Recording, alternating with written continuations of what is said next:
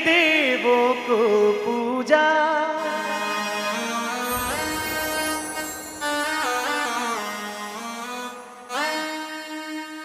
भगवान को लाख मनाया है।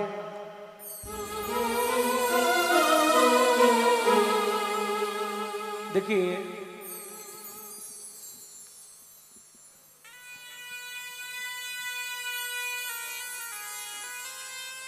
ऐसा क्या हो जाता है कि शादी के बाद में परिवार में माता पिता दुखी होते हैं। बेटी की जब तक शादी नहीं होती तब तक कोई माँ बाप आज तक कभी दुखी नहीं हुआ। हाँ, बेटों को लोफर निकल गए, वह अलग बात है, वो अलग सब्जेक्ट है। लेकिन अच्छा सा आज्ञाकारी पुत्र है और उसकी शादी नहीं हुई, तब तक प्रत्येक माँ बाप सुखी होते हैं अपने बेटे को लेके। लेकिन हमारा दुर्भाग्य है कि शादी होने के बाद में 60% उससे भी ज्यादा के आंकड़े आते हैं कि माता पिता उस बेटे के कारण, उसके बेटे के व्यवहार के कारण से दुखी हो जाते हैं। मैं नहीं जानता कि इसमें किसकी गलती है, लेकिन आपको कभी कभी महसूस होता होगा कि आखिर में कारण क्या है।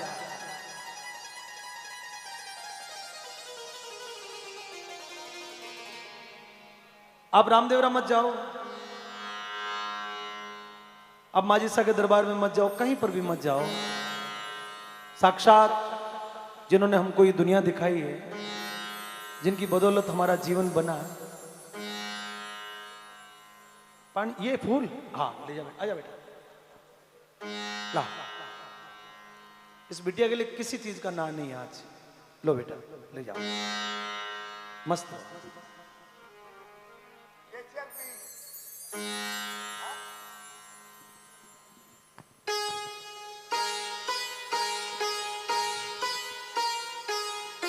तो कुछ पंक्तियां प्रस्तुत कर रहा हूं। ये संदेश है कि क्या होता है कि औलाद नहीं होती ना। अजमाल जी को पूछो कि औलाद नहीं थी तब उनका जीवन कैसा था।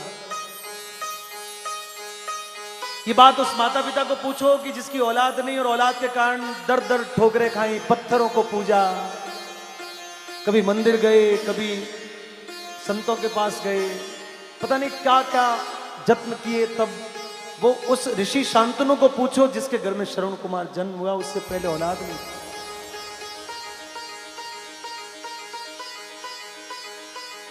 हमने सुना है कि श्रवण कुमार के माता पिता अंधे थे, लेकिन मित्रों आप इतिहास कभी उठा के देखना कि श्रवण कुमार का जब जन्म नहीं हुआ था उससे पहले वो अंधे नहीं थे, उससे पहले उनको दिखाई देता था। लेकिन पुत्र रत्न पुत्र मिले, उसके कारण से उन्होंने अपनी आंखों को निकाल के यज्ञ में आहुति के रूप में दे दी। आंखें नहीं होगी तो भी चलेगा, लेकिन पुत्र हो जाए तो बूढ़ापे में सेवा कर दे, पुत्र हो जाए तो जीवन धन्य हो जाए।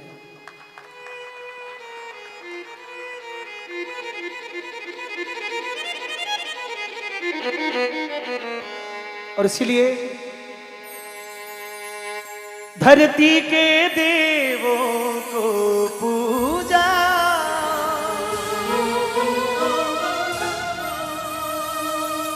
भगवान को लाख मनाया है।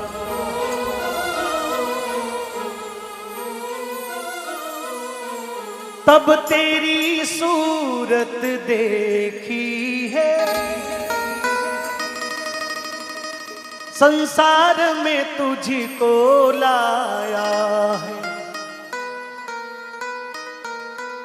इन पावन लोगों के दिल को पत्थर बन कर मत तोड़ना, हर बात को तुम भूलो भले, माँ बाप को मत भूलना, उपकार इनके लाखों हैं, इस बात को मत भूलना।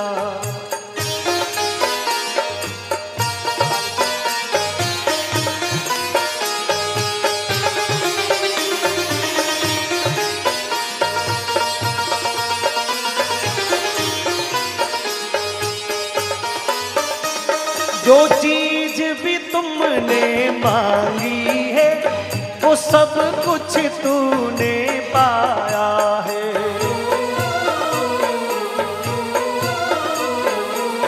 हर जिद को लगाया सीने से, बड़ा तुझ पे नेह लुटाया है।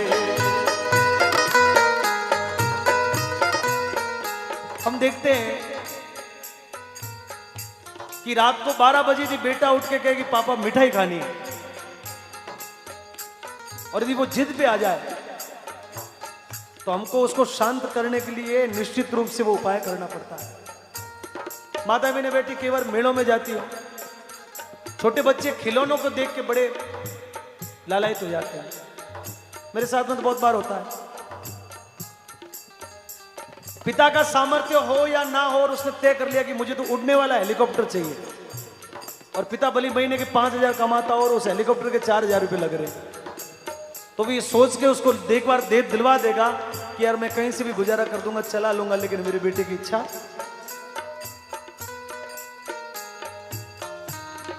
बेटा बोले कि मुझे 10वीं पास करके मुझे फला स्कूल में भर्ती होना है और उसकी फीस नहीं है, फिर भी पिता सोचता कि कर्जा कर लूंगा, लेकिन मेरा बेटा पढ़ जाए तो अच्छी बात है।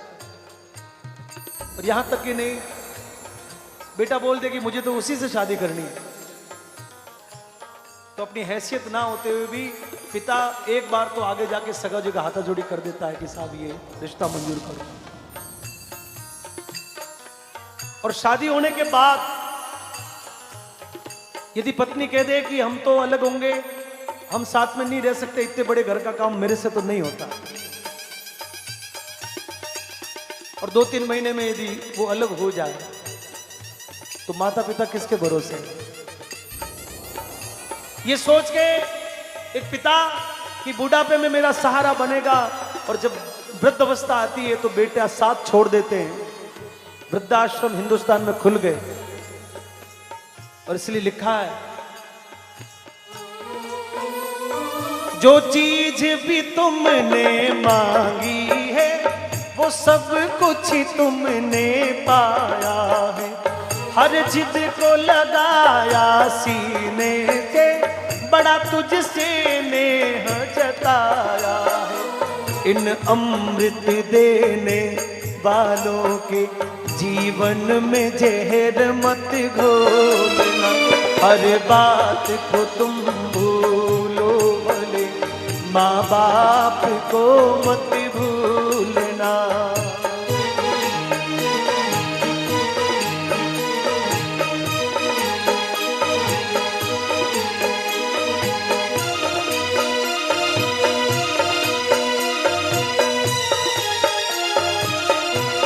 अंत में बेटा कलेक्टर बन गया।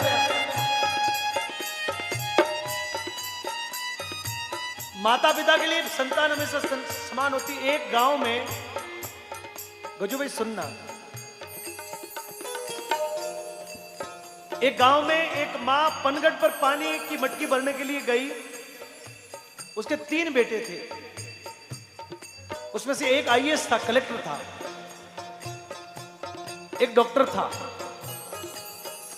और एक गांव में रहता था, माँ बाप के साथ में किसान खेती का काम करता था।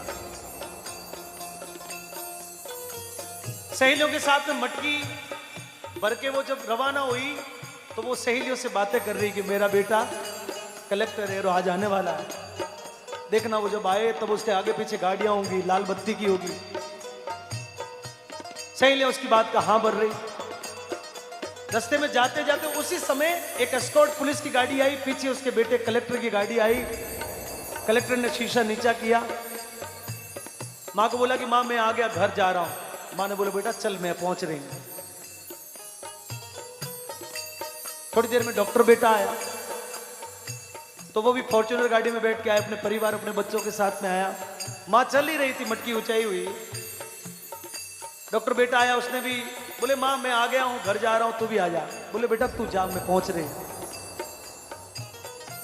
पनगढ़ के पास में खेत था, शाम का वक्त हो चला था, तो जो किसान बेटा था वो खेती का काम करके घर की तरफ आ रहा था, और उसकी जैसी नजर पड़ी कि माँ ने इतनी भारी मटकी ऊंचाई हुई है।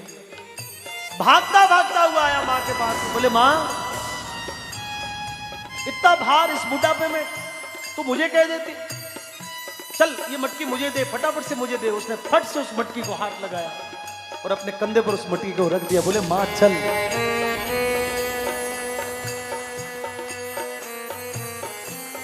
मेरा प्रश्न ये है कि तीनों में से बेटा अच्छा कौन सा हुआ?